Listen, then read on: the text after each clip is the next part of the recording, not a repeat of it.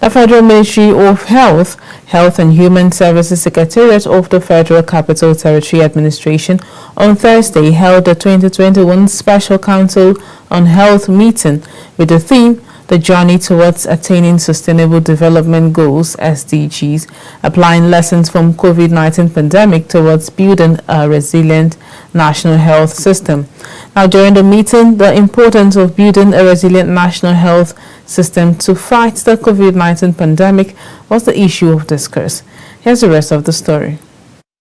At the 2021 Special Council on Health meeting, the Minister of Health, Osagie Ehanire, disclosed that the COVID-19 pandemic led to restrictions of movement, which led to national and international lockdown, in addition to non-pharmaceutical intervention and public health measures used to control the spread of the virus. COVID-19 is just the latest in the course of human existence, of which the manifestation of such outbreaks will never be entirely predictable.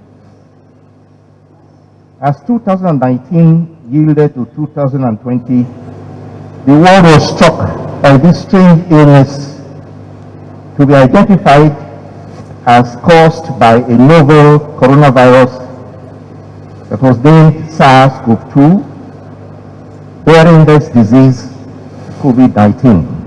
Lives were lost.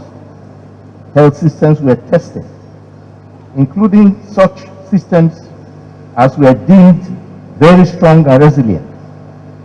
Our own system struggled under the pressure as economies also slowed in some places to a near halt, and scientists raced to study the virus and find cures and antidotes.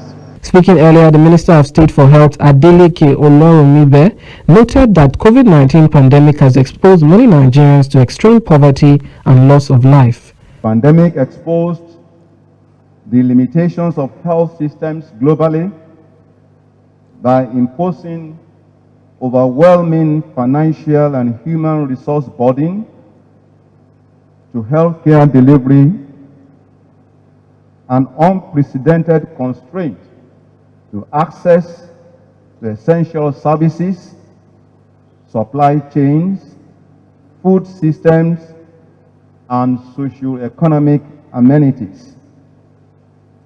This resulted in risking and driving millions of people into extreme poverty, and in some cases, loss of some of the gains made in the sector in the past. While lending his voice, the WHO representative in Nigeria, Walter Kazadi, said that the WHO will continue to lend technical support to Nigeria in building a resilient health system.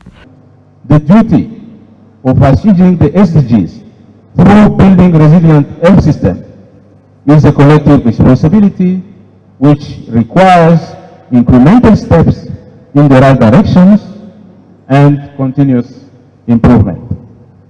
I'm most optimistic that tracking implementation of the resolution of this Council in line with Nigeria's and global health agenda will strengthen this ongoing journey toward promoting health, keeping the world safe, and serving the vulnerable in Nigeria.